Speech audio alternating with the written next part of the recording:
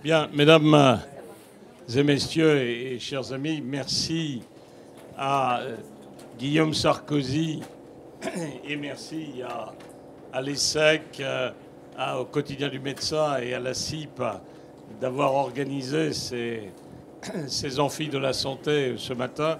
Merci tout particulièrement à vous d'avoir répondu à notre invitation. Alors, Guillaume Sarkozy, vous avez un nom et un prénom, et vous avez, comme tout le monde, mais vous êtes vous-même un ancien élève de l'École supérieure des travaux publics, ce qui était écrit naturellement dans le parcours qui est le vôtre. Ensuite, vous vous êtes, après ou en parallèle au tissage de Picardie, intéressé aux questions sociales, puisque vous avez participé puis présidé la commission sociale de ce qui était le CNPF, puis qui est devenu le MEDEF. Et vous avez participé à de très nombreuses actions, de très nombreuses organisations liées à la question sociale, les questions sociales, puisque du Haut Conseil pour l'avenir de l'assurance maladie, en passant par toute une série d'autres organismes, vous avez participé aux différentes réflexions. Alors, je vous réserve, je crois que c'est depuis 2006 que vous êtes le délégué général de Malakoff Médéric et que vous y occupez à la fois cette fonction avec beaucoup de présence. C'est pas seulement votre carrure, mais c'est votre engagement qui l'explique. Et par ailleurs, vous avez fait avancer, si j'ose dire, cet assureur, mutuelle, institution de prévoyance. Mais vous allez nous expliquer dans le contexte français ce que cela représente. Vous avez aussi fait faire ou essayé de faire un certain nombre d'évolutions, puisque à la fois le mariage avec la CNP a été un engagement qui n'a pas forcément abouti. En tous les cas, il y a eu une tentative que vous avez accompagnée et menée. Et puis, il y a une chose que je voulais souligner parmi d'autres, c'est votre engagement au service du handicap, qui est à la fois celui de Malakoff Médéric depuis longtemps, mais en plus qui est le vôtre personnel. Et je crois que ça mérite, dans le contexte social d'aujourd'hui, d'être souligné, puisque j'ai noté un chiffre, c'est le seul que j'évoquerai. Il y a 6,2% de personnel qui est... Donc vous êtes au-dessus de la loi, si j'ose dire, par rapport à l'engagement en matière de personnel qui présente un handicap. C'est suffisamment rare et important pour être souligné. Alors, merci encore de votre présence. Bonjour, ça marche, le micro, très bien. Je suis très heureux de faire votre connaissance. Vous êtes des cadres de l'industrie pharmaceutique, si j'ai bien compris, pour l'essentiel. Et pour moi, qui suis un assureur complémentaire, c'est très important de pouvoir dialoguer avec vous. Alors, deux mots, puisque vous m'avez posé une question implicite. Oui, je dirige un groupe de protection sociale. Qu'est-ce que c'est? C'est un ovni, mais qui correspond bien sûr à la loi française. Mes actionnaires, c'est provocateur de dire ça évidemment, puisque nous nous auto-appartenons. Nous avons 3,5 milliards de capitaux propres qui appartiennent à nos institutions. Ma gouvernance, donc je dis mes actionnaires en termes de provocation, ma gouvernance est constituée à moitié de représentants nommés par le patronat, essentiellement le MEDEF et la CGPME, et à moitié de représentants nommés par les 5 centrales syndicales issues du principe irréfragable de représentativité, CGT, CFDT, FO, CFTC, CFE, CGC. Donc mon boulot, c'est de diriger 6000 collaborateurs et de rendre compte, de proposer une stratégie à cet aéropage. Alors, j'ai la chance d'avoir 250 administrateurs. Je rapporte à une dizaine d'institutions. J'ai donc 20 présidents. Oui, ma vie, je suis très content. Je ne me plains pas parce que c'est super sympa. D'ailleurs, ça explique pourquoi je suis là. Puisque, vous l'avez dit, ingénieur en bâtiment de l'école spéciale des travaux publics. Et ayant passé 27 ans à la tête d'une PME textile, j'étais pas prédestiné à 55 ans à prendre la tête d'un groupe d'assurance. Et quand mon prédécesseur est parti, mes administrateurs, donc une délégation d'une dizaine d'administrateurs, c'était le comité de recrutement, a fait venir les meilleurs chasseurs de tête pour qu'on leur propose des candidats qui étaient tous issus de la banque et de l'assurance. Et tous ces candidats ont été récusés, puisque mes administrateurs, à l'époque, avant que j'entre dans le circuit de sélection, avaient choisi ils voulaient choisir quelqu'un qui connaisse le paritarisme et qui apprenne l'assurance. C'est ce que j'ai fait, je connaissais le paritarisme. J'ai été vice-président de la CNAM, vice-président du MEDEF, etc., pas mal de choses comme ça. Et donc, je suis entré, j'ai appris le métier de l'assurance, qui est peut-être plus facile à apprendre que le métier du paritarisme, et certainement infiniment plus facile, je le revendique, que le métier du textile, qui est un métier passionnant, mais qui est devenu très, très difficile. Alors, nous avons deux grandes activités. Une où nous gérons 20% de la retraite complémentaire des salariés du secteur privé. C'est l'Agir Carco. Donc, nous payons tous les ans 13 milliards d'euros de retraite à 3,5 millions de retraités. Donc ça, c'est un métier un peu automatique. On va prélever des cotisations sur les entreprises. On n'a pas de valeur ajoutée de traitement. On redistribue des prestations. Il y a un autre métier dans lequel nous sommes assureurs, oui, avec un code un peu particulier qui est le code de la sécurité sociale, mais nous sommes en concurrence avec la terre entière. Nous sommes, selon la manière dont on compte, le deuxième acteur français en assurance collective. Ça veut dire que nous assurons les entreprises essentiellement, mais aussi les particuliers, mais d'abord les entreprises, 80% du chiffre d'affaires sur les risques santé, prévoyance et épargne retraite. Et là, nous faisons 3,5 milliards de chiffre d'affaires. Nous avons environ 10% de part de marché.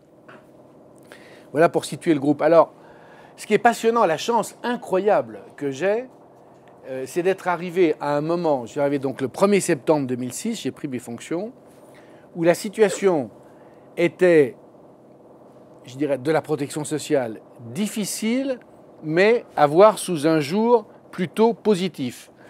Nous sortions de la réforme des retraites de 2003, qui avait connu des avancées importantes, enfin des avancées, ça dépend de quel point de vue on se passe. Moi, j'étais le négociateur pour le MEDEF. Donc on avait significativement augmenté l'âge de départ à la retraite à ce moment-là. On avait signé un accord avec 3 centrales syndicales, mais sans opposition avec les autres. C'était juste après la réforme Fillon.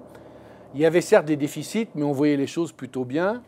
La Sécu, j'avais négocié avec, c'était Douste Blazy à l'époque, pour le MEDEF, la réforme de la Sécu et surtout le retour du MEDEF à la sécurité sociale, dans la sécurité sociale. Et donc, on avait un plan d'économie, il y avait du déficit, mais ça allait plutôt raisonnablement. On voyait les choses se stabiliser à terme. Et puis, et donc, on se disait, la vie va continuer comme ça, comme depuis une centaine d'années, parce que nous étions un petit peu, toute chose était sans provocation, mais nous étions un petit peu comme une SNCF qui ne change jamais ses horaires. Il fallait que ça arrive régulièrement, ça marchait bien. Bon. Et puis, bien sûr, est arrivée la crise de 2008. Et je me permets de vous rappeler qu'entre, grosso modo, à la louche, entre 2007 et 2014, le PIB français est resté strictement identique en valeur. C'est donc 15% au moins d'activité, enfin d'euros, qui nous a manqué tout d'un coup. C'est ça qui explique la situation dramatique dans laquelle nous sommes. Alors, je ne parle pas du pays, parce que le pays, vous en voyez assez dans les journaux toute la journée. Moi, je parle de ce que je connais. Et bien sûr, je ne fais pas de politique. Et non, j'en fais pas, surtout pas. Alors là, ce serait de la folie. Si dans mon métier, je me mettais à faire la politique, je serais viré dans les 5 minutes. Donc, je ne fais pas de politique, mais je fais de la politique de la société et de la protection sociale. Et je donne mon avis. D'ailleurs, on vient de sortir un blog, si ça vous intéresse. Je vais faire de la pub. Tiens, ça, c'est le micro qui s'en va. C'est pour une protection sociale nouvelle génération. Donc, si ça vous intéresse d'y participer, vous êtes les bienvenus. Donc, la situation a un petit peu changé, puisque, grosso modo, l'assurance maladie, aujourd'hui, malgré les cocoricots ministériels, c'est environ 8 milliards d'euros de déficit. Je me permets de rappeler que le déficit augmente. À entendre la communication, on a l'impression qu'il diminue. Non. Les vrais chiffres, le déficit augmente. C'est vrai que ce que fait Rocky, enfin Van Mankegem, vous connaissez, nous sommes entre spécialistes, ce que fait Rocky, est bien, puisque jamais l'ONDAM a été aussi faible, mais enfin le déficit, il augmente. Bon. Et le HCAM, le Haut Conseil pour l'avenir de l'assurance maladie, nous dit, d'ici 2020, toutes choses étant égales par ailleurs, on va passer de 8 milliards de déficit sur la santé à 14-15 milliards d'euros. Sur les retraites, on est en une petite quinzaine, on va allègrement vers les 20 milliards d'euros annuels de déficit d'ici 2020. Et il y a pire comme nouvelle, c'est que l'AGIRC, la retraite des cadres, dépose le bilan, arrête de payer en 2017 ou plus tard, si rien n'est fait. Je ne suis pas en train de vous dire ce qui va se passer, je suis en train de vous dire si rien ne change. Et l'ARCO, la retraite des non-cadres et la base de la retraite des cadres, c'est en 2020. Alors, la bonne nouvelle dans tout ça, c'est que l'AGIRC et l'ARCO n'ont pas le droit de s'endetter. C'est ça qui fait la différence avec la CNAV, parce que la CNAV et la CNAM ont produit un truc magnifique qui donne des leçons de gestion à tout le monde, 200 milliards d'euros au moins de stock de dette à la CADES. Donc, c'est-à-dire que, et ceci n'intéresse absolument personne, parce que les chiffres, je les connais, c'est mon métier de tous les jours. Donc les chiffres sont absolument exacts. Ce que je vous dis sur l'AGIRC et l'ARCO est absolument exact. Les partenaires sociaux devraient d'ailleurs, d'ici la fin de l'année, engager, je l'espère, une négociation pour tenter de trouver les formules. Donc c'est vous dire que la situation est difficile et nos enfants, vont devoir cotiser pour leur répartition à eux, vont devoir rembourser la dette que nous avons fort imprudemment générée et vont devoir aussi épargner parce que, à l'évidence, il va falloir, mais j'y reviendrai, construire un système de retraite par capitalisation, non pas à la place, c'est impossible, mais en complément. C'est ce que j'ai essayé de faire avec la CNP. Ça a raté il y a 3 ans, ça n'a pas d'importance, j'étais vexé que ça rate, mais c'est sur 70 ans. La question, c'est de construire une marque de confiance, donc j'y reviendrai, et j'espère que j'y reviendrai avant d'avoir moi-même, le plus tard possible, à prendre ma retraite. Donc la situation en 2006 n'était pas si mauvaise que ça, mais nous avions une valeur ajoutée dans mon métier, qui est la protection sociale, une valeur ajoutée sociale très forte, payer des retraites et rembourser automatiquement derrière la Sécu, c'est une valeur ajoutée très forte, sociale, mais vous le comprenez, une valeur ajoutée économique extrêmement faible, pour ne pas dire nulle. Ben, c'est précisément tout cela qui est en train de changer. Et la chance, parce que je considère que c'est une vraie chance, que nous avons, et que j'ai, et que nous avons à vivre notre époque, c'est que tout ce monde de certitude que nous avions, en même temps, et depuis, alors, soit depuis 3 ans, soit depuis 2 ans, soit depuis 1 an, soit depuis 6 mois, soit dans 15 jours, parce qu'avec les textes qui sont en train de sortir, toutes les conditions d'exercice de notre métier, de nos métiers, sont en train de changer. Donc nous devons réinventer totalement tous nos métiers. Et ça, c'est évidemment exceptionnel, c'est une chance exceptionnelle. Donc, ma deuxième idée, c'est de dire la problématique que nous avons à gérer est simple à exprimer et complexe à régler. Sur les retraites, il y a quelques idées simples. Est-ce que les entreprises vont accepter d'augmenter les cotisations aujourd'hui pour sauver les retraites à AGIRC-ARCO? Je vous laisse la réponse. Est-ce que les salariés vont accepter d'augmenter les cotisations? Enfin, dans le débat sur le pouvoir d'achat, je vous laisse la réponse.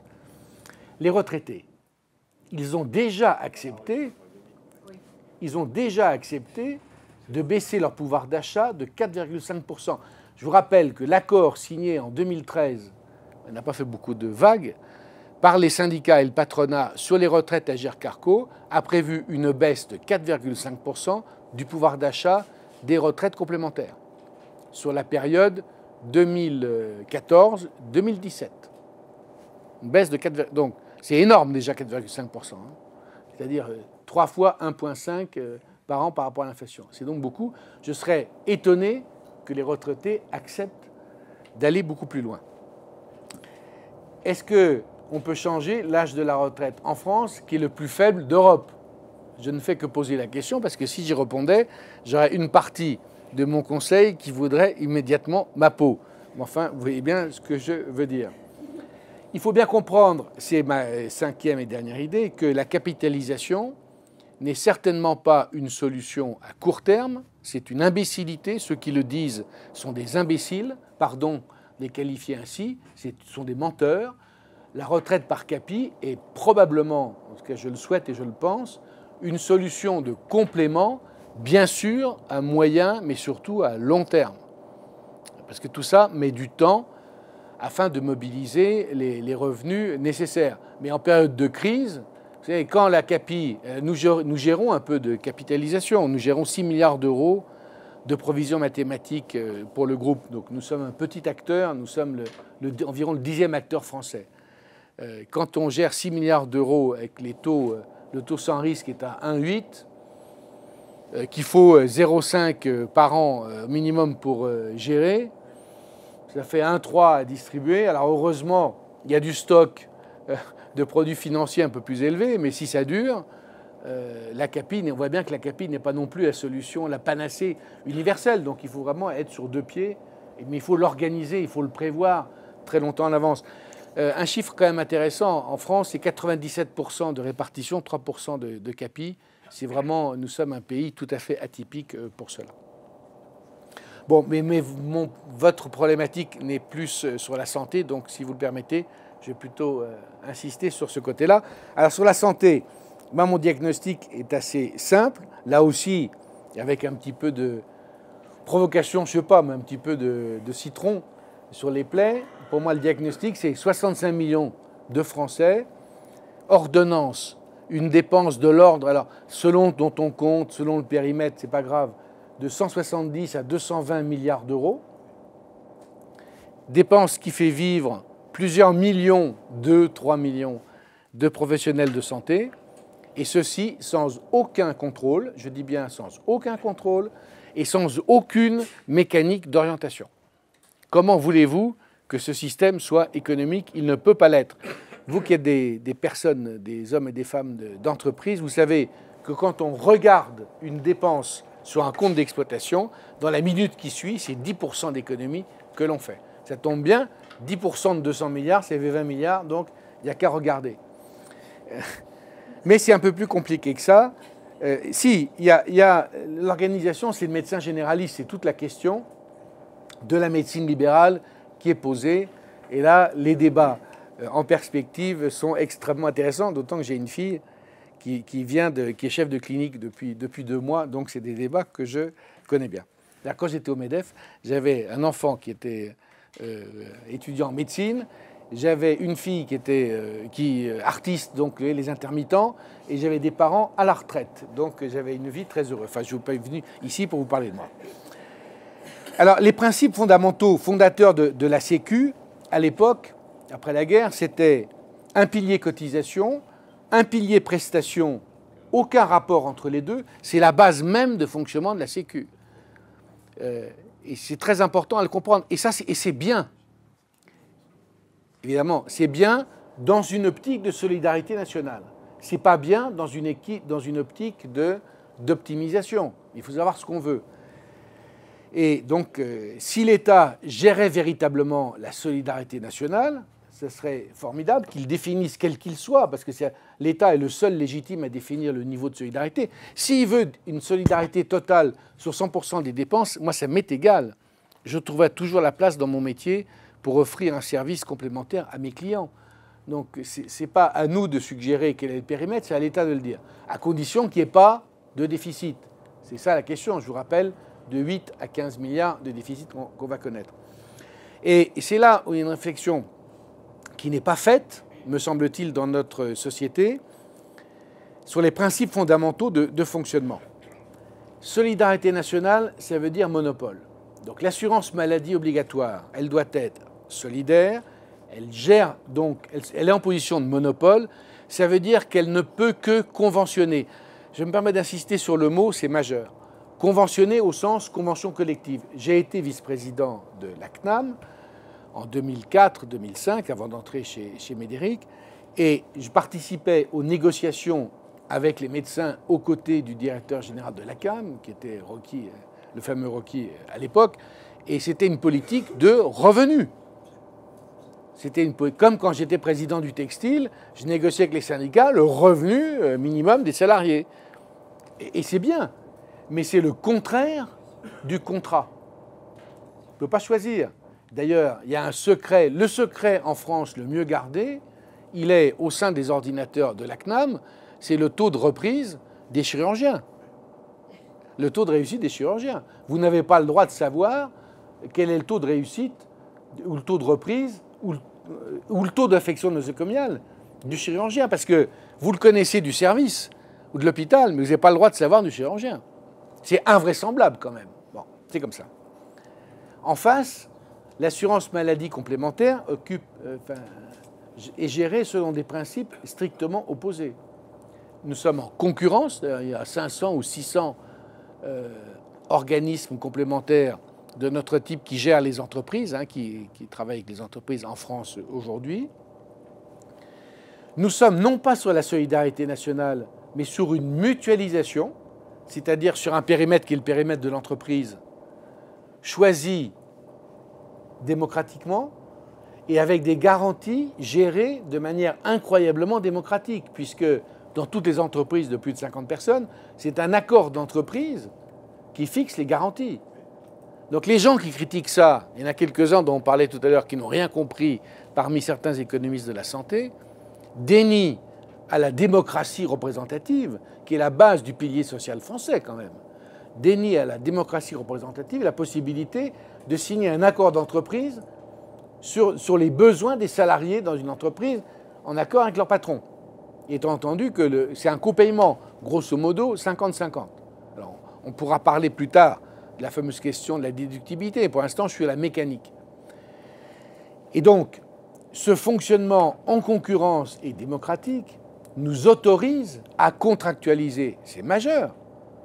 C'est un fonctionnement complètement... D'un côté, la solidarité, de l'autre côté, cette concurrence et cette démocratie, où on peut choisir, sauf si la loi nous l'empêche, et c'est ce qui se passe dans la plupart des cas, où on peut choisir le professionnel de santé est fléché, mais j'y reviendrai parce que c'est la politique de réseau. Et ça, c'est majeur pour commencer à gérer un système qui part complètement à la dérive. Et le choix, ce n'est pas du tout un choix idéologique. Soit on change quelque chose, et on pourra, et je l'espère, et j'en suis convaincu, trouver une solution d'équilibre, soit on change de rien, et c'est certain, ça fait boum. Enfin, c'est absurde, mais la crise a ceci d'excellent. Moi, je suis très content de la situation actuelle, honnêtement, parce qu'elle est porteuse d'avenir. Mais bien sûr, c'est tellement bloqué qu'il faut que ça pète. Mais qu'est-ce qui va péter? Oui, mais c'est les statuts, parce qu'on est tous... Enfin, vous savez bien, dans le domaine de la santé, un des problèmes fondamentaux de l'organisation de la santé en France, c'est les statuts. Ah, vous allez commencer à me haïr, évidemment. Les statuts... c'est les mêmes. Les statuts sont statufiés. Vous avez bien raison. Les pharmaciens. Bon. Mais les pharmaciens, ça se retourne contre eux, d'ailleurs. Les taxis, c'est un peu dans la santé. Le transport, les taxis en région vivent de la sécurité sociale. Je suis malade ce soir, je peux me faire livrer une pizza, et je ne peux pas me faire livrer un médoc, il faut que je mette mon... c'est grotesque. Enfin, j'en passe, c'est des meilleurs. Enfin, j'en connais une aussi qui est très bonne. J'ai eu la chance d'être administrateur à un moment donné de LVL, formidable entreprise et des soins à domicile. Donc nous avions chez LVL des médecins, des infirmiers diplômés d'État, on livrait du matériel à domicile, nourriture parentérale, etc. Et nos infirmières diplômées d'État n'avaient pas le droit de piquer pour la nourriture parentérale. Non, une fois que le matos était installé, il fallait appeler l'infirmière diplômée d'État libérale. C'est absurde. Et si on veut que ça coûte... vous comprenez bien, voilà le problème de la santé. Mais le débat taxi contre VTC illustre exactement, c'est le même. C'est exactement le même. Et donc nous avons tous quelque chose à perdre. Donc moi, ma thèse, c'est qu'il faut tout foutre en l'air pour... voilà. Donc, dans ce cadre-là, les solutions, parce que je déteste faire des constats de ce type, c'est tellement facile, et il y a beaucoup d'experts qui sont extrêmement talentueux pour faire des constats au vitriol, mais quand il s'agit de faire des propositions, c'est déjà beaucoup plus compliqué. Alors, nous osons faire des propositions, c'est pour ça que je me rappelle le blog, essentiel, protection sociale nouvelle génération. Avant d'entrer, il faut peut-être, je vais un peu vite, on va montrer des solutions, il faut peut-être regarder autre chose que ce constat financier pour voir ce qui va changer. Je crois que nous pouvons installer, moi je rêverais, il ne faut pas marquer ça dans un journal s'il vous plaît, parce que sinon j'aurais que des emmerdes, mais je rêverais qu'on change la devise française. J'adore la France, évidemment, j'adore la devise. Hein, liberté, formidable. Égalité, formidable. Fraternité, c'est totalement dépassé. Quand vous êtes à 57% de redistribution, qu'est-ce que vous allez faire de la fraternité? Elle existe. C'est plus un objectif. L'objectif, c'est de la responsabilité. Et moi, ce que je voudrais, c'est qu'on mette dans notre protection sociale chérie de la responsabilité. Et ça, à ce moment-là, on va commencer. Il faut qu'on se rende compte que l'argent qu'on dépense abusivement est payé par tout le monde. Enfin, on l'a oublié. Mais c'est ça, le sujet, il est là. Alors on dit, c'est ces cochons d'assureurs. C'est débile. On n'est peut-être pas des gens bien. Enfin, j'ai oublié de vous le dire, moi, nous sommes non lucratifs. Hein. C'est quand même... C'est-à-dire que je me fais engueuler autant si nous gagnons trop d'argent que pas assez. Ça veut dire qu'il faut que je rende suffisamment. Et mon goal, mon objectif qui m'est donné, c'est 5% de retour sur capitaux propres au-dessus du taux sans risque. Donc, oui, c'est pas... Oui, on doit être... Alors là, en ce moment, on est un peu en dessous, parce que le marché de la santé est déficitaire, contrairement à ce qu'on dit. Enfin, je suis en train de mélanger mes idées, mais c'est pour... ça va à peu près, là, pour l'instant. Bon. Donc, responsabilité. Ce que je consomme est payé par tous. Je peux avoir une consommation responsable. C'est à la mode, l'histoire des RSE. Ben, faisons-le nous-mêmes. Faisons-le nous-mêmes. Faisons notre propre RSE, parce que dans le domaine de la santé, on a largement de quoi faire. Deuxième changement possible, et celui-là, ce premier changement, il me semble possible. Il faut dire concrètement ce que ça veut dire après.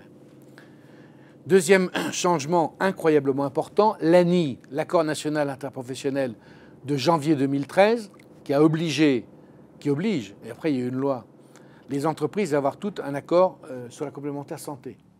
C'est majeur parce que ça montre, ça indique que les entreprises vont devoir s'occuper de la santé de leurs salariés. Alors, elles devaient le faire, santé au travail, dans une obligation de résultat qui est en train de devenir une obligation de moyens. Parce que c'est ça le sens de la jurisprudence. Alors on peut le critiquer, mais moi, j'analyse l'environnement, je regarde ce qu'il est pour proposer des solutions. Et ça, ce n'est pas moi qui pourrais le changer. Je ne crois pas que ce sens de l'histoire change.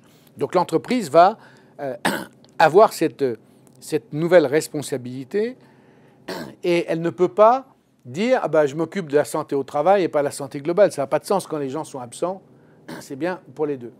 Et en plus, l'entreprise commence à comprendre, parce que maintenant, ça fait 5 ans qu'on a lancé cette idée et elle accroche véritablement, commence à comprendre qu'elle a là une source de financement nouveau extrêmement important, c'est sa productivité.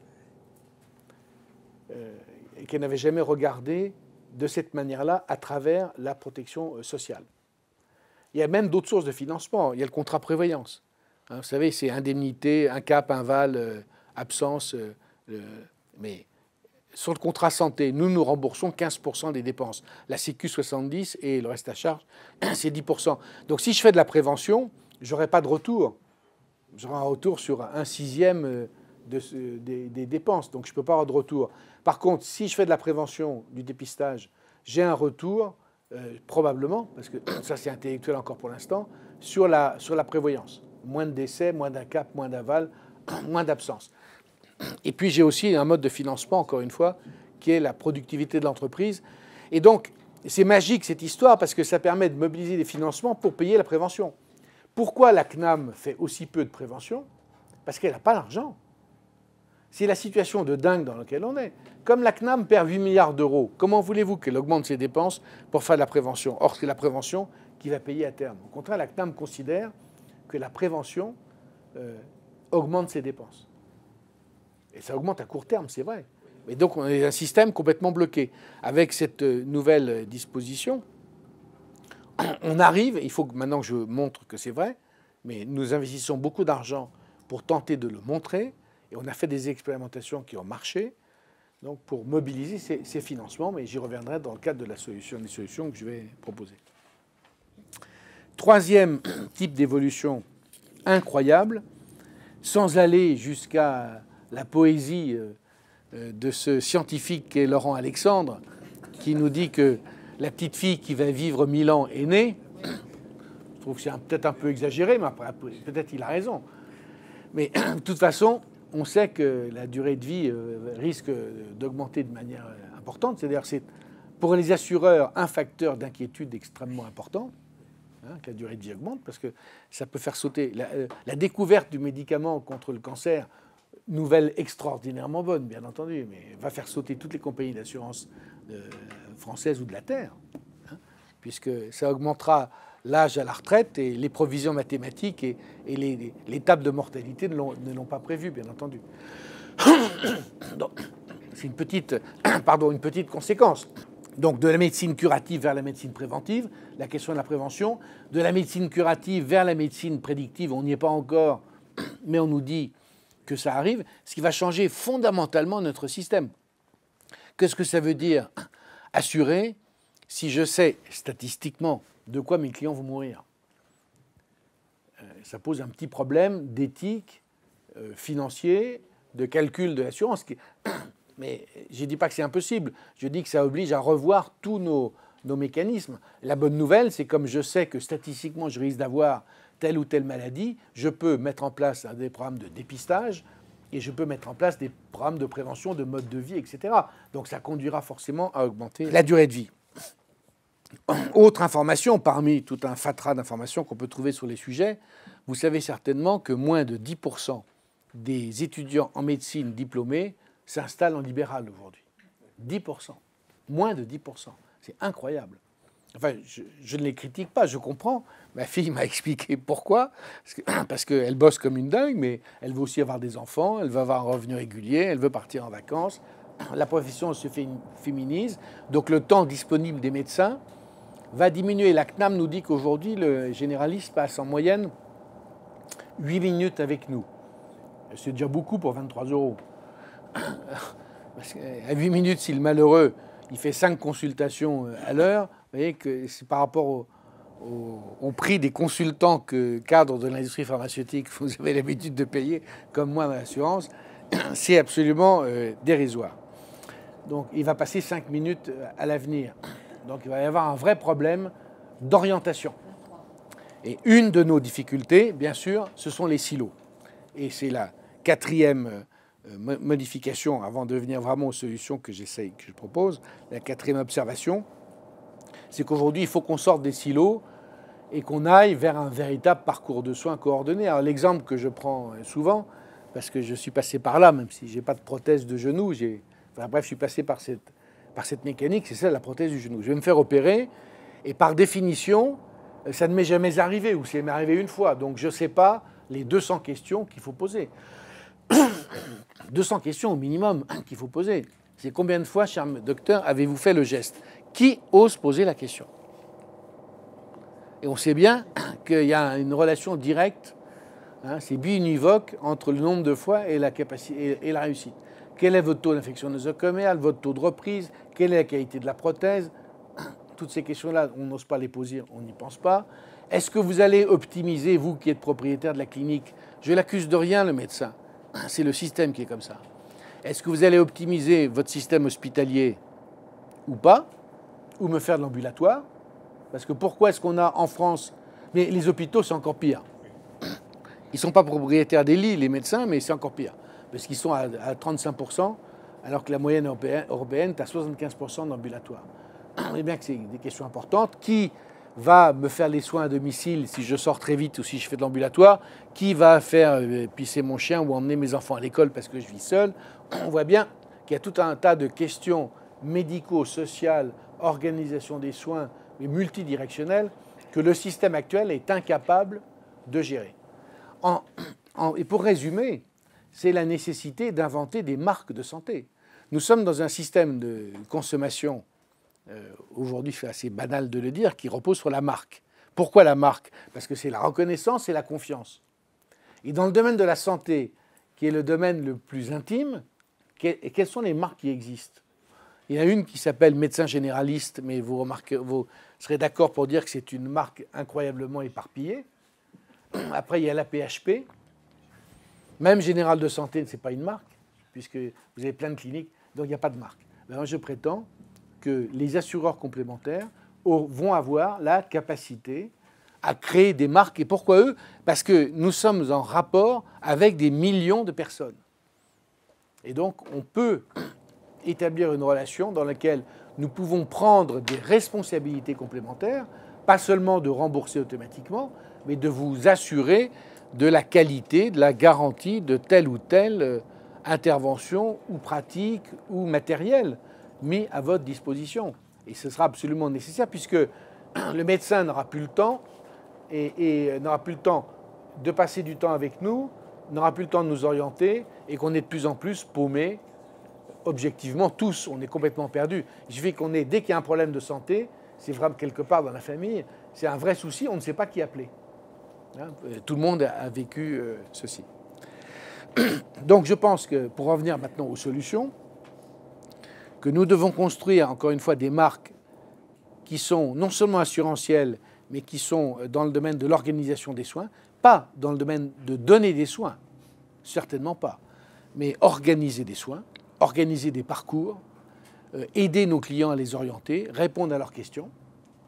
Nous pouvons appuyer sur la tête sur les prix avec des réseaux de soins. On l'a montré. Nous avons créé, depuis 4 ans, nous avons créé un réseau de soins de lunettes d'opticiens qui est devenu le premier réseau français. Nous avons fait baisser de 30% le prix des lunettes de nos clients. 30%. Et là, donc il y a plusieurs conditions sur ces réseaux. C'est très important.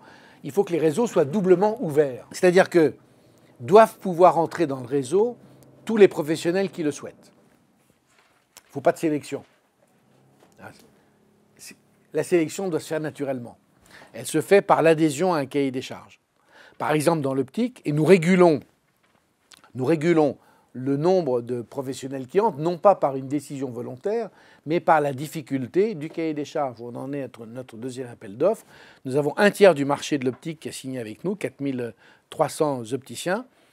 On trouve que c'est le bon nombre. On ne veut pas en avoir moins pour des raisons de service à nos clients. On ne veut pas en avoir plus parce qu'on sait bien qu'il y a trop d'opticiens. Il faut donc limiter et il faut aiguiller, enfin inciter nos clients à aller vers les opticiens. C'est le deal qui est fait. Donc on a un cahier des charges, mais énorme, hein, c'est 800 pages, dans lequel c'est compliqué, l'optique est compliqué, dans lequel ils adhèrent. Si on veut éviter la fraude aussi, hein, c'est parce que la fraude, vous l'avez vu dans les journaux, mais la fraude, elle est très très importante. Donc ils adhèrent à ce cahier des charges et on contrôle. À l'inverse, de l'autre côté de la chaîne, il ne faut certainement pas obliger nos clients à y aller. Nos clients font ce qu'ils veulent et nous les remboursons de la même manière. Donc pour moi, c'est très très important. Parce que si on veut forcer le système, on n'arrivera pas à le réformer. Donc aujourd'hui, 55% de nos clients vont dans notre réseau librement. Ils dépensent des lunettes qui coûtent en moyenne 97 € moins cher, 30% en moyenne. Ceux qui ne veulent pas avoir cette contrainte vont en dehors du réseau, payent plus cher. C'est leur reste à charge simplement. Bon. Alors ça a bien marché pour l'optique, ça a bien marché pour l'audioprothèse. Beaucoup plus compliqué dès qu'il s'agit, bien sûr, d'aller avec des professionnels de santé. Nous sommes en train de négocier avec les syndicats dentaires. Dès qu'il y a un conseil de l'ordre, ça devient compliqué. C'est vrai, c'est très compliqué. Enfin, c'est comme ça. Hein. J'y peux rien. Et là aussi, avec les syndicats dentaires, on a beaucoup de mal. Donc je pense que nous allons lancer un appel d'offres aux dentistes, malgré un avis neutre. On a déjà obtenu un avis neutre des principaux syndicats dentaires. C'est un risque que nous allons prendre, mais il faut le faire. Et j'ai la conviction qu'il faudra à terme que nous ayons un réseau dans toutes les spécialités médicales, même dans les pharmacies, et même évidemment sur le non prescrit, parce que le prescrit, sur le prescrit, sur la nomenclature, ça ne changera rien dans un premier temps, mais c'est important de manière à montrer à nos clients l'intérêt qu'il y a à les habituer à aller dans des réseaux. Ce sera la bonne manière d'optimiser la taille de l'outil industriel et de l'outil de distribution nécessaire, puisque l'excès de taille coûte une fortune. La lutte contre la fraude est aussi un élément majeur. Elle est tout à fait importante Moi, je l'estime dans le domaine des lunettes à environ 10%. La fraude officiellement, et en France, la protection sociale est estimée à 1%. Alors, qu'est-ce que c'est que fraude? Parce que vous avez la fraude juridique et vous avez les optimisations de garantie. Moi, en tant qu'assureur, j'estime, même si ce n'est pas une définition légale, que l'optimisation de garantie, c'est une fraude. Certes, ça nous oblige à avoir une véritable réflexion éthique. Moi, le tact et le mesure, je le respecte infiniment. Et je le comprends. Mais qu'est-ce que ça veut dire, tact et mesure, alors que tout le monde a une assurance complémentaire, même ceux qui ne peuvent pas la payer? Il faut bien réfléchir à ça. Qu'est-ce que ça veut dire, la facturation à la tête du client? À l'inverse. Quand vous faites opérer dans une clinique, généralement, on vous prend votre carte de tiers payant, là, on vous la rend demain, et puis il y a une pièce qui s'appelle la chambre des mutuelles, dans laquelle il y a un des employés administratifs qui téléphone à notre centrale, nous c'est le 3932. Ah oui, voilà, je suis pour Madame Trucmuche, monsieur. Quelles sont ces garanties en manière de SPI? Chambre privée, 150 € par jour. Très bien. Gling, facture 150 € par jour. Et quand l'autre c'est 80, facture 80. Moi j'appelle ça du vol. J'appelle ça du vol. Mais aujourd'hui, je n'ai pas le droit d'appeler ça du vol. Et j'ai pas le droit, et j'ai beaucoup de mal j'ai pas le droit de lutter contre ces comportements. Mais ceci, c'est vrai chez les opticiens, largement, c'est vrai chez les médecins, chez les pharmaciens, dans l'industrie pharmaceutique, à mon avis, c'est un peu plus compliqué. Il y a d'autres mécanismes. Mais vous voyez bien qu'il faut arriver à lutter contre cette optimisation en considérant que chacun doit participer à cette éthique de la consommation. Alors maintenant, dans le débat sur les dépassements d'honoraires, ce débat est absurde, puisque l'État, qui lutte aujourd'hui contre le secteur 2 et contre les dépassements d'honoraires, l'a organisé lui-même. Quand les chirurgiens dentistes ou les chirurgiens tout court ne sont pas augmentés depuis 30 ans dans leurs tarifs, comment voulez-vous, qui accepterait de ne pas être augmenté pendant 30 ans? Donc évidemment, il y a un secteur 2. Moi, je suis très content de payer des dépassements d'honoraires. Le seul truc, je veux savoir pourquoi je les paye. Et quand je paye 1 ou je paye 1,50 ou 2 sans savoir pourquoi pour la même pathologie, enfin, je n'ai même pas le droit de savoir la pathologie, c'est vraiment compliqué. Vous voyez bien qu'après, c'est une autre de mes recommandations, une question d'accès à l'information. Si on veut vraiment réguler le système, il faudra bien qu'on arrive à faire confiance à des organismes tels que les nôtres, quitte à mettre en prison le patron si jamais il se sert mal de l'information. Mais on marche aussi sur la tête. On dit il y a un risque peut-être hypothétique, donc on ne fait rien, et donc on dépense des dizaines et des dizaines de milliards d'euros en pure perte. C'est bien cette réflexion qu'on doit tous avoir, parce que les solutions, elles existent. Les solutions, elles sont là, à condition qu'on accepte de revoir nos comportements. Et enfin, le dernier point, et je vais revenir un petit peu plus en détail, je l'évoquais tout à l'heure, c'est la question de la santé en entreprise, entreprise territoire de santé. Nous avons mené... Enfin, entreprise, territoire de santé, je peux aller trop vite sur l'expression, pour moi c'est majeur, et nous avons lancé des programmes bien-être et productivité en entreprise. C'est-à-dire qu'on sait aujourd'hui mesurer le bien-être ressenti, c'est pas la vérité, enfin c'est le ressenti est la vérité dans le domaine. Le bien-être ressenti des salariés, par sondage bien sûr, et ils savent nous dire pourquoi ils ont un bien-être insuffisant. Et donc, on sait quantifier, comparer d'une entreprise à l'autre dans le même secteur, dans la France, ou d'une même entreprise dans ses différentes politiques annuelles. On sait voir l'évolution de ce bien-être et on sait donc appuyer sur un certain nombre de déterminants qui vont permettre de l'améliorer, bien sûr dans le respect total du volontariat et sous le contrôle des organisations syndicales. Dans l'entreprise, il y a des vrais corps sociaux qu'on peut mobiliser pour mettre en place ces politiques. Et donc nous avons mené une expérimentation pendant 18 mois sur 15 000 salariés sur la détection de l'hypertension. Nous sommes en train de faire l'évaluation. Alors l'évaluation financière, elle est très compliquée parce que sur 18 mois, ça ne dit rien. Et surtout quand on paye encore une fois 15%, mais ce n'est pas le sujet. Le sujet que je voulais mesurer, c'était quelle est l'adhésion des salariés. On a eu 25% d'adhésion, c'est significatif mais insuffisant. Quelle était l'adhésion des médecins de ces salariés, car on a cherché cette communication. On a communiqué avec des centaines de médecins. On a eu une très bonne réponse. Donc c'est ça qu'on voulait savoir. Et aujourd'hui, nous travaillons sur des programmes que nous allons lancer en 2015, sur à la fois les 5 pathologies, les 5 familles de pathologies qui représentent 70% de nos dépenses de prévoyance dans les entreprises. Donc la littérature mondiale nous montre qu'on peut appuyer sur la survenance de ces pathologies. Et donc on veut mettre en place des mécanismes qui permettront des dépistages et des débuts d'orientation pour ceux qui le souhaitent, mais également des mécaniques dans lesquelles la question du RH collectif doit être traitée, la question du poste de travail. Il y a derrière toute la question avec la médecine du travail, qui est encore un problème statutaire en France monstrueusement important. Mais oui, mais dès qu'on veut faire un truc, on lève son crayon, on a un problème statutaire. On fera bien arriver un jour à régler le sujet. Et puis la question, bien sûr, de l'aide sociale, puisque, par exemple, 15% des salariés absents le sont parce qu'ils sont des aidants de personnes en situation de dépendance. C'est aujourd'hui ce que nous disent les salariés. Vous voyez bien que cette question de l'absentéisme et cette question du bien-être, elle est infiniment multifactorielle. Et voici comment je propose de la traiter. Alors, j'ai été peut-être dépassé de quelques minutes, donc je vais m'arrêter. J'espère que j'ai pu montrer que notre système, c'est ça qui m'importe en fait, que notre système est réformable à condition qu'on accepte de remettre en cause un certain nombre de nos comportements. Comme toujours, c'est nous qui portons en nous-mêmes la solution à nos problèmes.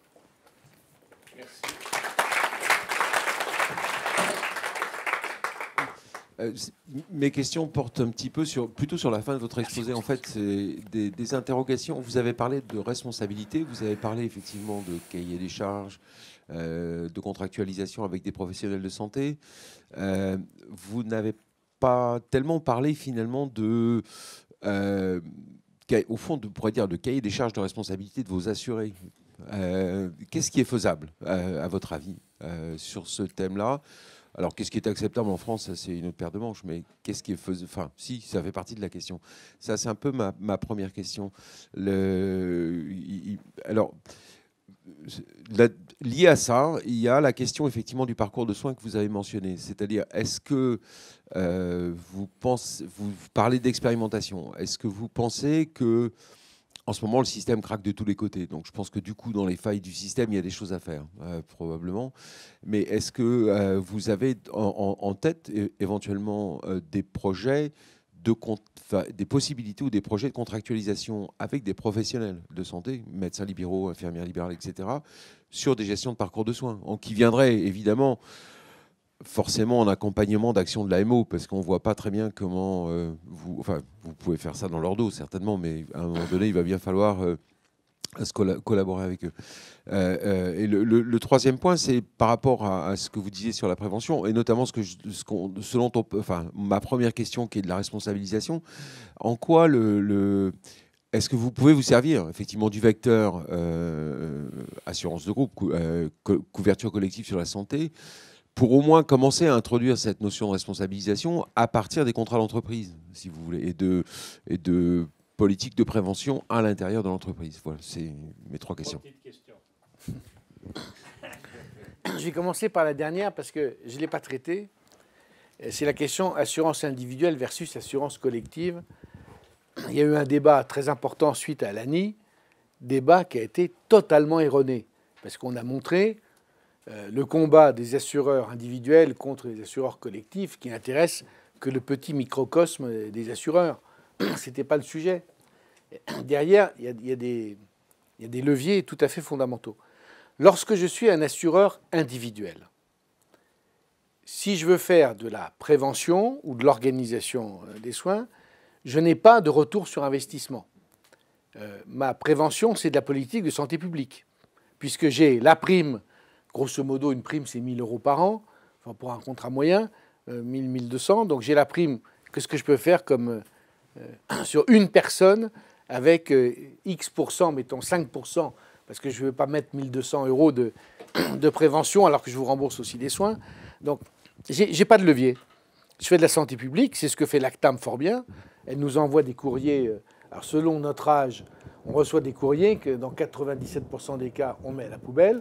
dans 3% des cas, on va se faire le dépistage colorectal ou le cancer du sein ou je ne sais pas quoi. Bon, c'est la santé publique. Dans le domaine du collectif, c'est complètement différent, puisque je peux mobiliser des financements et je peux espérer avoir un retour sur investissement. Donc ce vecteur, c'est pour ça que j'ai dit que c'était vraiment fondamental.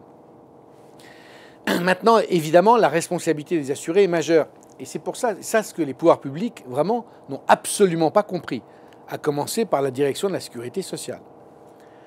Nous avons un combat en cours, c'est le fameux contrat responsable. Je ne sais pas si vous avez entendu parler de cela. L'État est en train de nous sortir. Alors, il y a tellement de pression que la date est reculée à chaque fois, mais il va nous sortir à la fin du mois probablement un décret sur les contrats responsables qui vont faire que les contrats que nous pourrons proposer aux entreprises vont être incroyablement encadrés. Et c'est la condition pour qu'ils soient défiscalisés, enfin, qu'ils soient passés au compte d'exploitation, dans le compte d'exploitation de l'entreprise, et que l'entreprise n'ait pas à considérer ça comme une charge somptuaire, qu'elle puisse le déduire. Bon. Et s'il n'entre pas dans ces caractéristiques, le prix du contrat va donc exploser et aucune entreprise n'acceptera, ne pourra le faire. Donc tout le monde passera sur la fourche caudine de ces contrats. C'est une erreur stratégique majeure, parce que ça veut dire que tout le monde, quasiment tous les assureurs auront les mêmes contrats, et on ne pourra plus faire ce qu'on fait aujourd'hui, c'est-à-dire par le dialogue social, par le rôle démocratique dans l'entreprise, piloter les garanties pour modifier le comportement des salariés. C'est très important, puisque nous venons tous d'une culture dans laquelle c'est la culture du n'importe quoi, n'importe quel prix, quand je veux, sans limite, sans contrôle, ça ne coûte rien.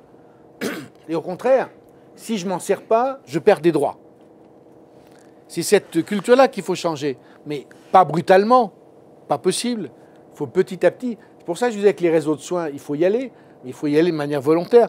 Quand j'ai 55% de mes clients qui y vont, ben c'est déjà un sacré pas en avant.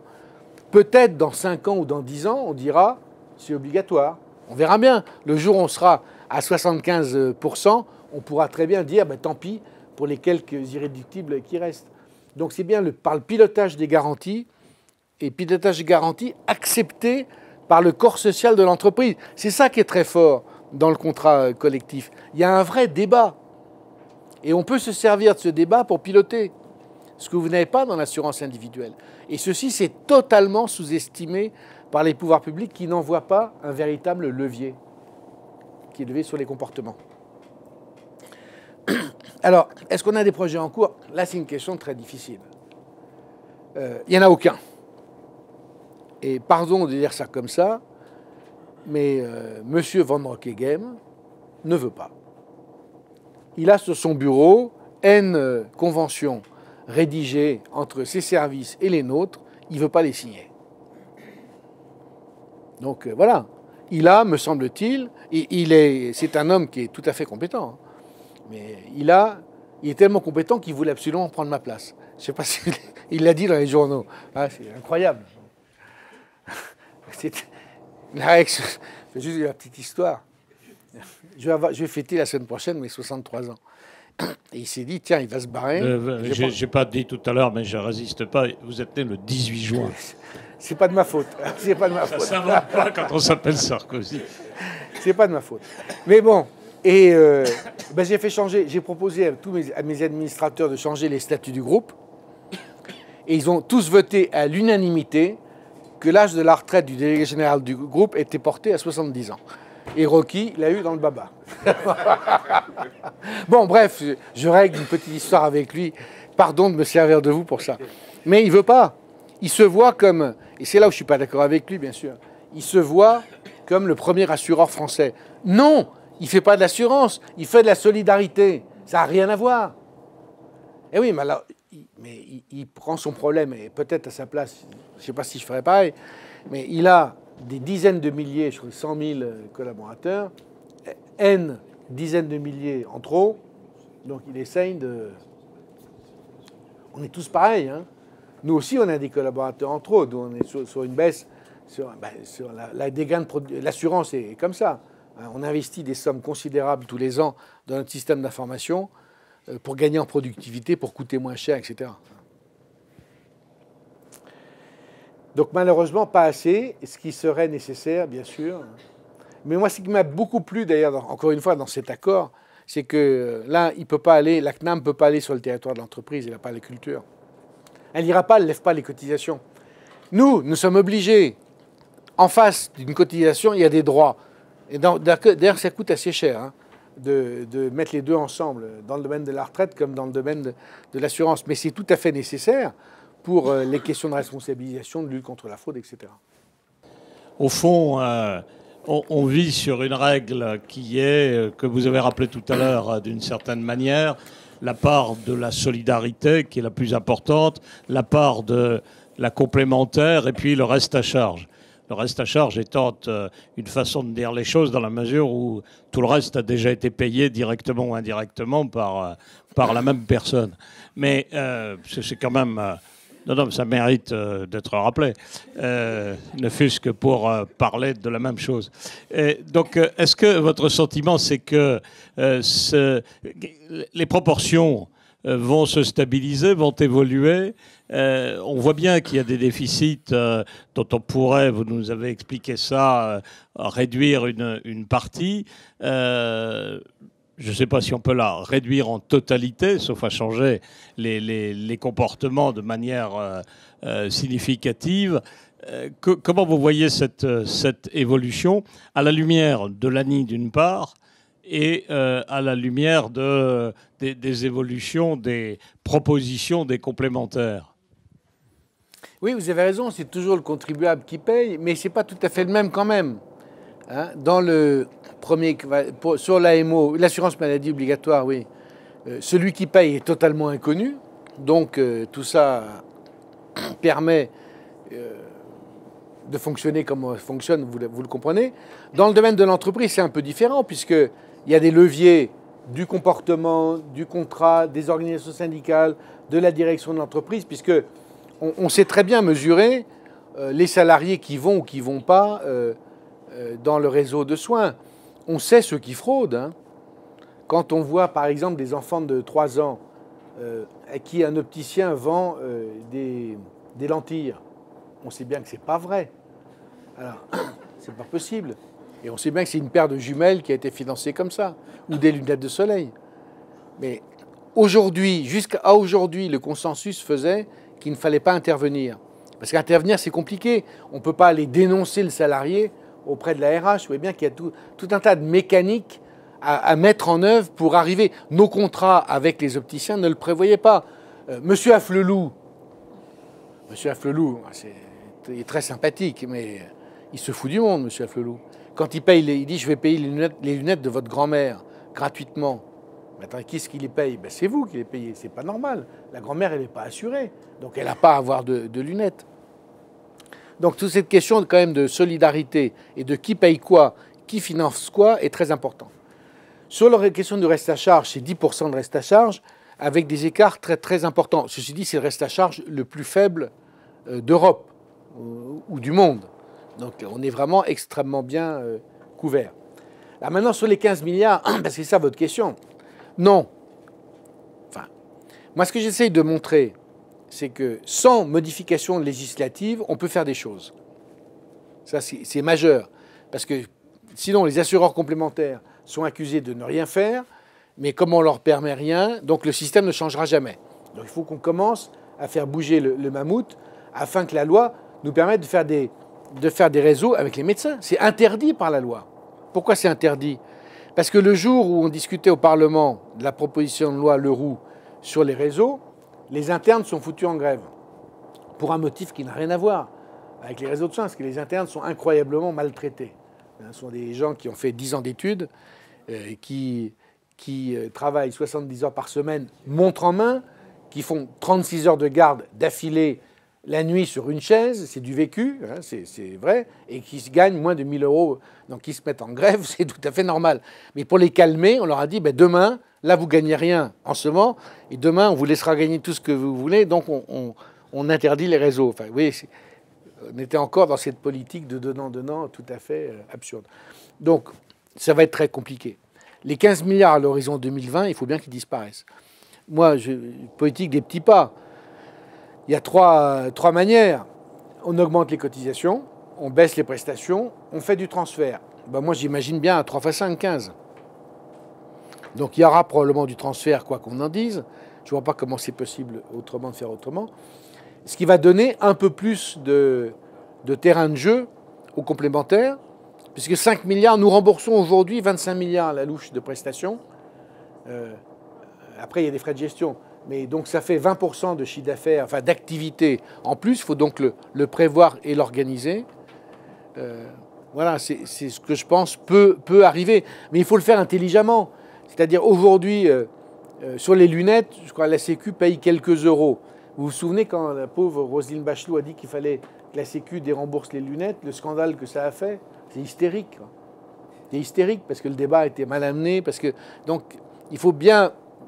Enfin, j'apporte pas de solution là, mais...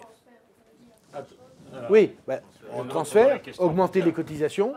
Non, je vous en prie. Non, mais on entre dans les questions. Augmenter les cotisations et baisser les prestations. C'est quoi? Augmenter les cotisations et baisser les prestations. Qu'est-ce que vous voulez? Moi, j'avais l'impression qu'on... Peut-être je vais dire une grosse bêtise, mais j'avais l'impression qu'on s'orientait vers un système, finalement, où l'assurance obligatoire allait rembourser certaines choses très différentes de ce que va rembourser la complémentaire et qu'on va arriver finalement à une segmentation du marché, pas un empilement. Est-ce que c'est l'impression que vous avez? C'est ce qui serait bien, c'est pas du tout l'impression que j'ai. Ah, dommage, j'ai confondu. Est-ce que ça serait si bien que ça de déconnecter quand même parce que dans l'optique dont vous avez parlé... On n'a pas réussi pour les dents et les lunettes. Ouais. Je le dis parce que, ayant été porteur de cette idée, qui est le premier pas de ça, on n'a pas réussi parce que tout le monde a voulu que la Sécu continue, même avec 2 francs ou 2 euros, de mettre un bout, et puis après, vous mettez tout le reste. Oui, alors ces lunettes, sur les lunettes, c'est vraiment hystérique. Donc on doit pouvoir régler cette hystérie nationale. Sur les dents, c'est fait, puisque sur les prothèses, c'est la question des prothèses. Les prothèses, elles ne sont pas remboursées des implants. Elles sont pas enfin, les prothèses, oui, les implants, les technologies d'implants, ne sont pas du tout remboursées, et ça coûte une fortune tout à fait considérable. Mais là encore, c'est l'État qui a organisé ça, puisque les soins de base des dentistes sont rendus à perte. Vous avez cité 3 moyens de changer un peu les remboursements. Il y en a un 4e qui n'est pas évoqué, ou vraiment pas souvent en France, c'est de rembourser aux personnes en fonction de leurs moyens, comme cela se fait dans certaines autres prestations sociales. Et autant c'est pas possible pour la sécurité sociale, je pense, actuellement, quel que soit le gouvernement politique de droite comme de gauche, autant c'est sans doute possible pour les mutuelles. C'est une question philosophique derrière ça. Alors, si vous voulez bien revenir à ce que j'ai dit tout à l'heure sur la solidarité en France s'exprime, chacun paye, cotise selon ses moyens. Déjà, vous cotisez, c'est déplafonné en réalité, les cotisations. C'est quasiment sauf pour des salaires très, très élevés. Donc vous payez proportionnellement à votre revenu, la Sécu. C'est ça la solidarité. Et vous avez la prestation dont vous avez besoin. Si la Sécu limite la prestation dont vous avez besoin, vous êtes quand même pénalisé 2 fois. Moi, je suis totalement opposé à cela parce que derrière, c'est le pacte de solidarité qui est en jeu. Et cette position que je prends, c'est vraiment celle aussi de la CFDT. La CFDT ne veut pas, par exemple, que les soins, les petits soins, soient déremboursés par la Sécu, parce que ça casserait le lien habituel des gens. La plupart des gens actifs sont en bonne santé. Qu'est-ce qui coûte cher? C'est les vieux. Et si on dit vous cotisez pendant 40 ans et vous bénéficiez pendant 20, le pacte social va être quand même très compliqué. Il faut garder un lien acceptable avec le système de santé. Donc moi, je ne crois pas à cette solution. Je ne trouve pas qu'elle soit juste. Après, dans le domaine de l'entreprise, ça devient la même chose. Dans l'entreprise, il y avait moitié-moitié des cotisations aux mutuelles qui étaient forfaitaires, par tête de pipe, et des cotisations qui étaient proportionnelles. On en vient maintenant à des cotisations proportionnelles. Donc la même règle va s'appliquer. Donc je ne crois pas qu'il soit juste de faire une double pénalisation. Alors, la question corollaire, c'est le bouclier sanitaire. Oui. Il est inconvénient de la poser, mais c'est le corollaire de la question posée par Mme André. Oui, alors derrière, enfin, c'est pas tout à fait la même question. Non, mais c'est le corollaire. Oui, il y a une question derrière. Qu'est-ce que c'est que cette histoire? C'est très compliqué parce que notre organisation fait que c'est absolument ingérable. Parce qu'après, on voulait le faire en fonction du revenu, donc c'est absolument ingérable. Oui, il y a 10% de reste à charge, mais on se rend compte que la répartition du reste à charge est très inégale. Et donc, il y a des gens qui ont un reste à charge. Il y a 1% de la population qui a des restes à charge beaucoup plus importants. Donc, peut se poser légitimement, dans le cadre d'une politique de santé publique, cette question de bouclier sanitaire. D'ailleurs, nous-mêmes, nous y réfléchissons.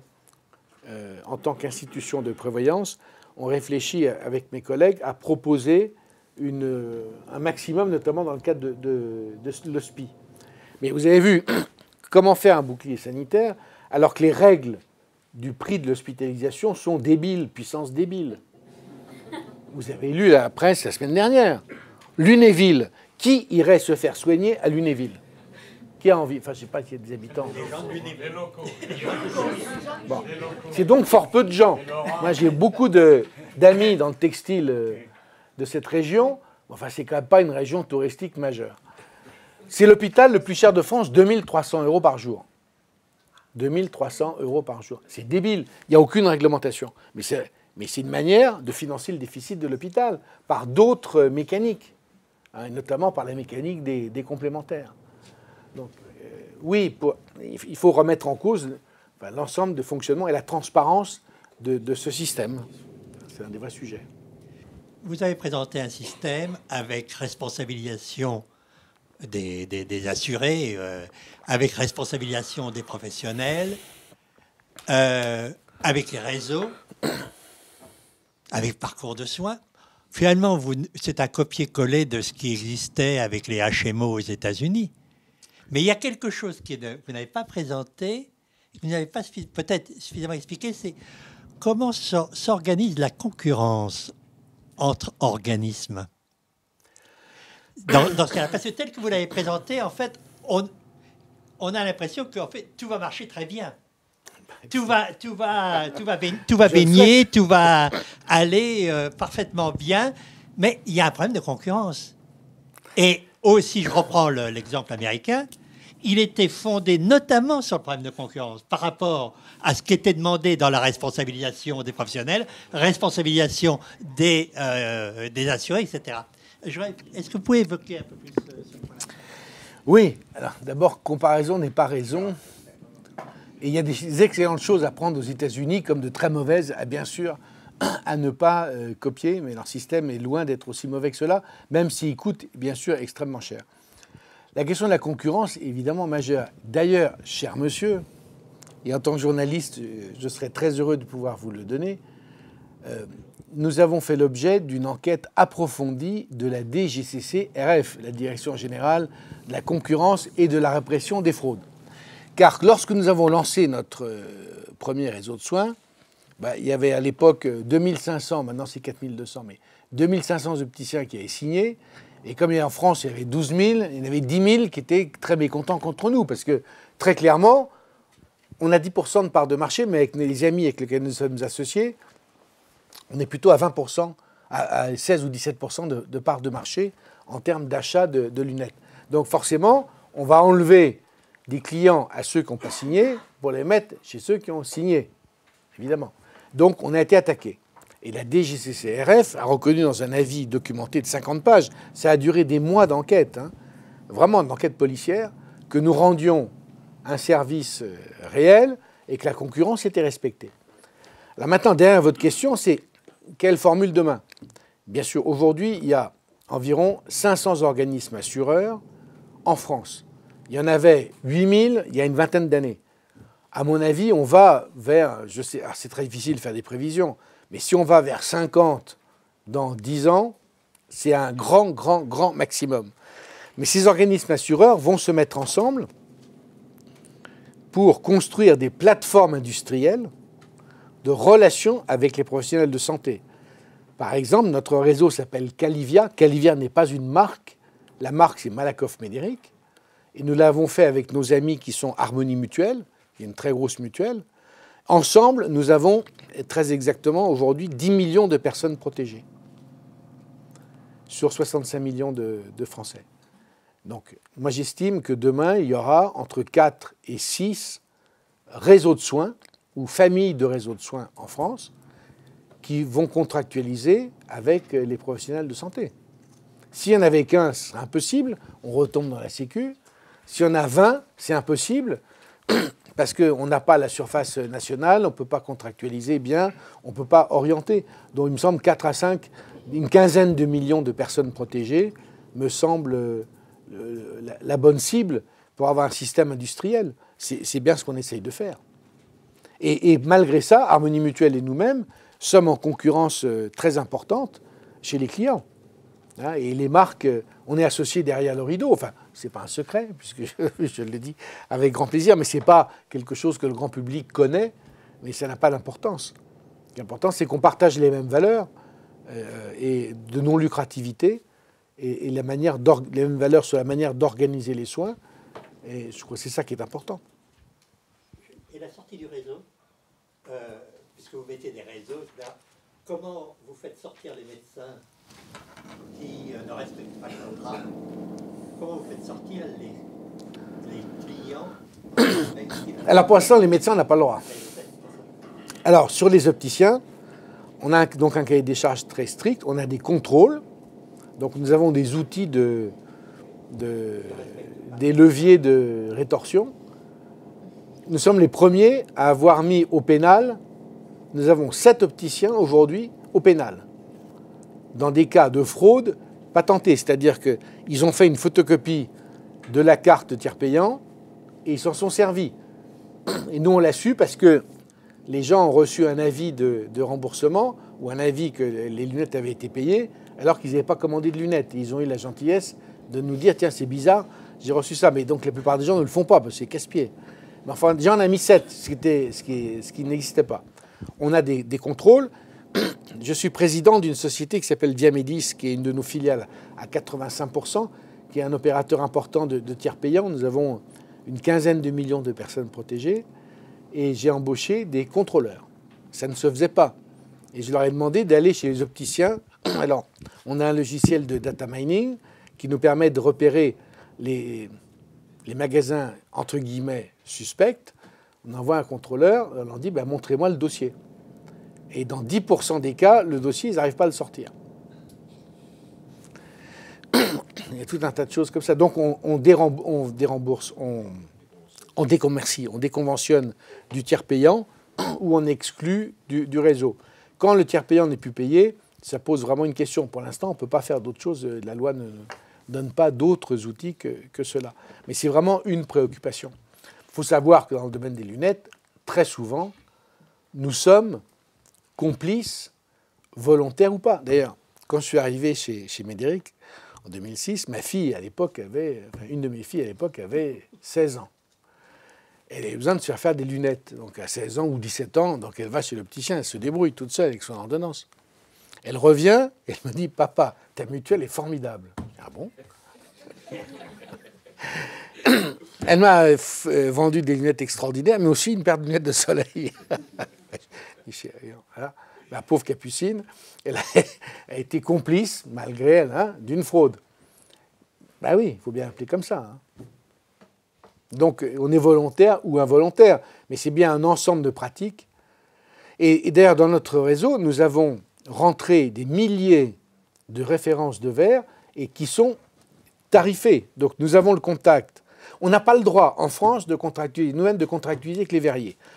Ça nous est interdit. Je n'ai pas encore compris pourquoi, mais c'est comme ça. Par contre, on peut rentrer dans nos systèmes le prix des verres. On a calculé dans le réseau une marge acceptable par l'opticien. Et donc, déjà, cette fraude qui consiste à augmenter le prix des verres pour faire passer, par exemple, comme c'était dénoncé par Que Choisir il y a 10 jours, pour faire passer le prix des montures, ne marche pas. Mais il y a encore plein d'autres fraudes possibles, bien évidemment. Encore une question. Vous avez évoqué tout à l'heure le problème de la prévention dans l'entreprise, le problème de la responsabilisation, mais est-ce qu'on ne va pas forcément s'approcher d'un système un peu à l'anglaise, un petit peu, dans le sens où si vous responsabilisez les bénéficiaires de cette prévention, c'est-à-dire donc les salariés de l'entreprise, ça va impliquer quand même un contrôle de ces salariés, parce que si on fait de la prévention, que l'entreprise dépense de l'argent pour eux, pour faire les check-up, les machins, etc., qu'on leur dise qu'ils ont du diabète, je ne sais pas à quel taux, et que finalement, le gars ne prend pas les mesures qu'il faut, arrête pas de manger le sucre, le gras, le machin, je ne sais pas quoi, est-ce qu'on ne va pas être obligé d'avoir un système de contrôle, finalement, pour rentrer dans cette logique de prévention et de responsabilisation, et finalement une logique de sanction pour celui qui ne va pas avoir respecté, qui va avoir pris 3 desserts de trop, et ben finalement, on va le virer du système, finalement. Sinon, c'est porte ouverte et open bar, quand même. Évidemment, vous mettez le doigt sur toutes les questions importantes qui ne sont pas aujourd'hui complètement traitées, puisqu'on en est au début de ce genre d'expérimentation. Je vais même vous dire, aujourd'hui, je ne sais pas s'il y a un modèle économique. Je pense qu'il y en a un, qui n'a jamais été testé, puisque c'est à la fois la prévoyance, donc moins de décès, moins d'incap, moins d'aval, moins d'absence, et la productivité de l'entreprise. Je ne sais même pas comment on va financer le système, et ça m'est complètement égal. Aujourd'hui, ce n'est pas le sujet. Mon sujet, c'est de montrer que c'est possible. Donc j'ai convaincu ma gouvernance d'investir plusieurs dizaines de millions d'euros dans les 3 ans à 4 ans qui viennent, pour faire une expérimentation et voir avec les entreprises qui le veulent, qui le souhaitent, comment tout ça va se mettre en route. On verra. Eh oui, on verra le modèle économique après. D'ailleurs, il y a un autre sujet qui est tout à fait similaire, celui de la dépendance au domicile. Personne ne veut financer la question de la surveillance à domicile. Pourquoi tout est gratuit? Il y a plein d'assos qui le font gratos. Mais c'est fini. Parce que les subventions, quand vous êtes un peu dans le milieu associatif, vous voyez bien que les subventions données par l'État fondent comme neige au soleil et que ça pose des problèmes insurmontables. Donc, moi, ça ne m'empêche pas d'avancer, puisque, encore une fois, j'ai la chance de ne pas être obligé de faire 10 points de plus que que les obligue à zéro risque. Et donc, je peux financer des expérimentations de ce type-là. C'est une des libertés données par le fait d'être non lucratif. Mais je vous dirais, on n'a pas le modèle, il n'existe pas le modèle, on n'a jamais rien fait. Permet de rappeler qu'il y a, là j'étais vice-président de la Sécu, c'était en 2004, en 2004-2005. À cette époque, l'honneur de la Sécu était de rembourser le plus vite possible sans se poser la question de ce qui... Hein, c'était vraiment... Et chez Médéric, c'était pareil. On ne regardait pas, ce n'était pas le sujet. Au contraire, c'était malsain de regarder. Vous parliez des enfants tout à l'heure. Moi, j'ai des enfants du même âge que les vôtres, à peu près. Elle ne sait même pas que ça coûte de l'argent d'aller à la pharmacie. Oui. Elle n'a pas conscience que c'est quand même de l'argent et que... Alors, il y a une différence. Dans le temps, quand le tiers payant est arrivé, on a dit c'est une augmentation de la dépense. Aujourd'hui, on va en faire un outil de contrôle. Je préfère laisser les questions, mais on va faire un outil de contrôle. Question courte, réponse adaptée pour essayer de tenir le temps. Alors, pour continuer dans la rubrique santé en entreprise, vous avez dit tout à l'heure, questionnaire, adhésion des salariés 25%, adhésion des médecins, très bonne réponse. Alors, si vous pouvez préciser ce que ça veut dire très bonne réponse. Et puis ma deuxième question, c'est par rapport à tout ce que vous avez dit sur effectivement l'absentéisme et le développement de l'aide sociale, avec toutes ces subventions, dotations qui fondent comme neige au soleil, que pensez-vous du positionnement des élus locaux et des collectivités territoriales dans cette structure justement d'aide à l'autonomie et d'accompagnement de support possible? Voilà. L'expérimentation que nous avons menée, donc, c'était de l'hypertension. On a détecté l'hypertension des personnes. On a trouvé plein de personnes qui avaient trop de tension, qui ne le savaient pas. On les a équipés d'outils de mesure à domicile, de télémesure. On a enregistré les mesures et on a dialogué. On avait des plateformes téléphoniques d'infirmières et de médecins qui à la fois parlaient avec les patients pour dire, voilà, tiens, c'est bizarre, votre tension avait baissé, elle remonte, vous n'avez probablement pas pris le médicament à ce moment-là. Donc on avait une forme de coaching et également on avait une relation avec les spécialistes notamment pour leur donner des nouvelles de leurs patients. Et moi j'ai été très surpris de voir que les médecins n'ont pas du tout rejeté cette démarche. Quelques-uns ont dit, mais vous m'embêtez, j'ai autre chose à faire, c'est pas mon sujet. Mais l'immense majorité a accepté le dialogue, a trouvé que c'était une bonne chose, que ça améliorait l'état de santé de leurs patients. Et, on a des papiers scientifiques.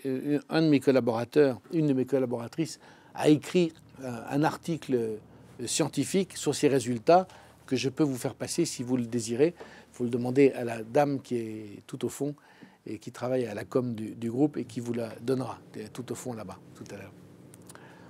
Alors, et pardon ? les collectivités locales. Ah oui.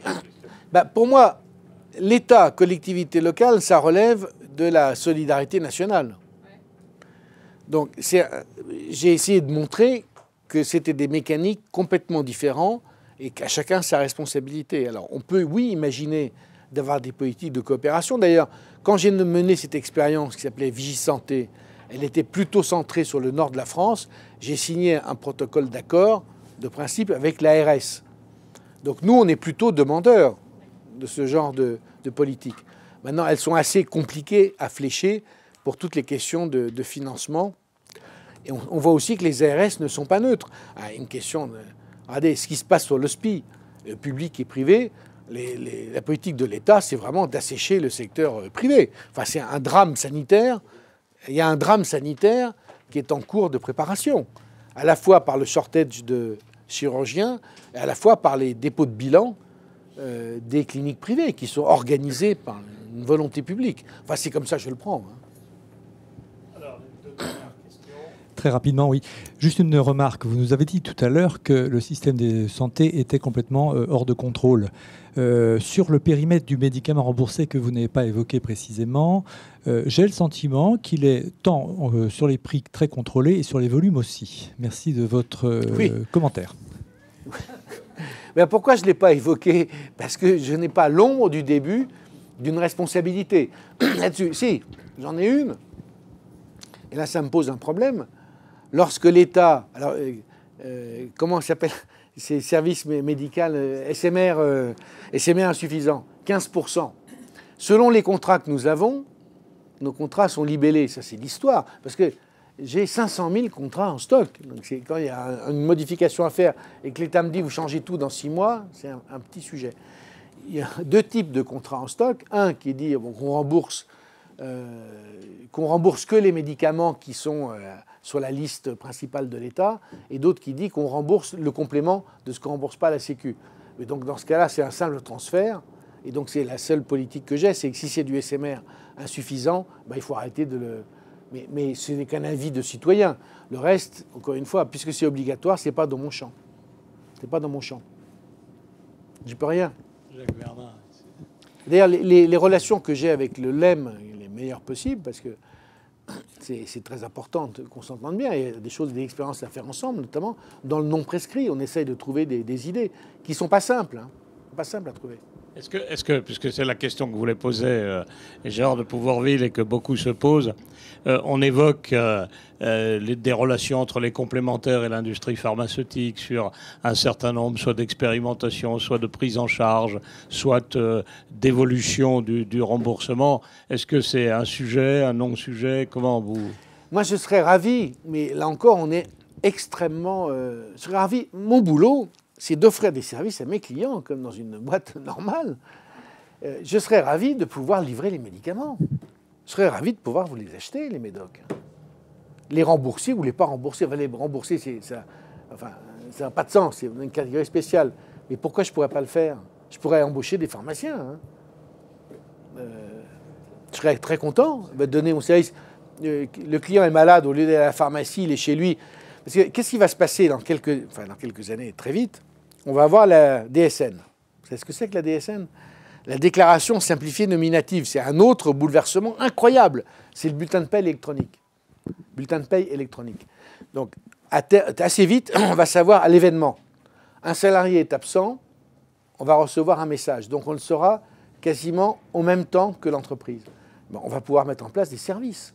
Il est absent. Donc, notre intérêt à tout le monde, parce que moi, je ne dis pas qu'il fraude, notre intérêt à tout le monde, c'est que sa durée d'absence soit le plus faible possible et qu'il soit soigné le mieux possible. Il a besoin d'un rendez-vous chez un spécialiste. Dans le Nord, enfin quelques idées comme ça, dans le Nord, un spécialiste ophtalmo, 1 an. Quelle est la productivité du mec? Moi, je peux le trouver. Je peux même amener un camion dans la cour de l'usine. Vous voyez qu'il y a des services que je peux rendre. Il a besoin d'un médicament, je peux lui livrer le médicament. Il a besoin d'une analyse, je peux le prendre. Il a besoin d'une IRM. À Paris, une IRM, selon les gens que vous connaissez, c'est 3 heures ou 3 semaines. Ben c'est pas parce que vous êtes puissant ou misérable, c'est les numéros de téléphone que vous savez bien. Donc tout ça, on doit pouvoir aider quand même à faire ça. Madame Marisol Touraine a commandé à l'inspection des finances et des affaires sociales un rapport sur les coûts de gestion des caisses de retraite. Mais comme la convention collective des caisses de retraite et celle des prévoyances est très voisine, est-ce que vous pensez que comme le rapport de l'ANI va ouvrir à la concurrence, comment ça va se passer ça au niveau des groupes de protection sociale qui s'occupent à la fois de retraite et de prévoyance, la diminution des coûts de gestion? C'est un autre de nos bouleversements dont je n'ai pas parlé, mais qui est effectivement très important, c'est ce que j'appelle la désimbrication des activités. Le principe qui était retenu depuis la guerre, l'après-guerre, c'était de dire, dans un groupe de protection sociale, il y a 2 activités que j'ai expliquées tout à l'heure. Comme ça concerne, grosso modo, les mêmes entreprises, parce qu'il y avait un lien très fort et les mêmes clients, il y a intérêt à avoir une organisation qui fonctionne en transverse et qui sert les 2 marchés. Moi, j'ai toujours considéré que c'était une erreur fondamentale. Alors, je ne vais pas dire que tous mes prédécesseurs ont fait des erreurs, mais qu'en tout cas, le contexte actuel ne le permettait plus, parce que les fondamentaux de fonctionnement de ces 2 métiers sont strictement différents. Le métier de la retraite, c'est un métier réglementaire, dans lequel la réglementation est faite par les fédérations Agirc-Arrco, et nous la mettons en œuvre.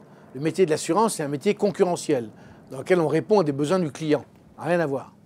Maintenant, la réglementation nous oblige, parce que derrière, il y a toutes les évolutions prudentielles incroyablement importantes aussi en ce moment, qui, celles-ci, ainsi que les rapports dont vous parlez et les politiques que nous mettons en œuvre, vont nous conduire à l'horizon 2016, c'est un plein débat au sein du groupe aujourd'hui, à séparer en 2 nos activités au sein des groupes. Au sein des groupes. Ça ne veut pas dire que nous souhaitons que les groupes se coupent en 2. Moi, ce n'est pas du tout mon intérêt, je ne le souhaite pas. Mais je souhaite bien identifier. Alors, tout le monde n'a pas la compétence que vous avez avec votre voisin, donc on pourrait continuer à débattre de manière un peu plus précise de cette question, mais aujourd'hui, il y a des transferts qui se font d'une activité vers l'autre. Alors, dans le passé, pour être très clair et transparent, il y a eu des transferts de la retraite vers l'assurance. Aujourd'hui, c'est le contraire, c'est l'assurance qui finance. Et donc, tout ça n'est pas possible. Il faut une transparence et une clarté pour que ça fonctionne le mieux possible. Voilà vraiment comment je pense que les choses doivent s'organiser. Merci en tous les cas à Guillaume Sarkozy.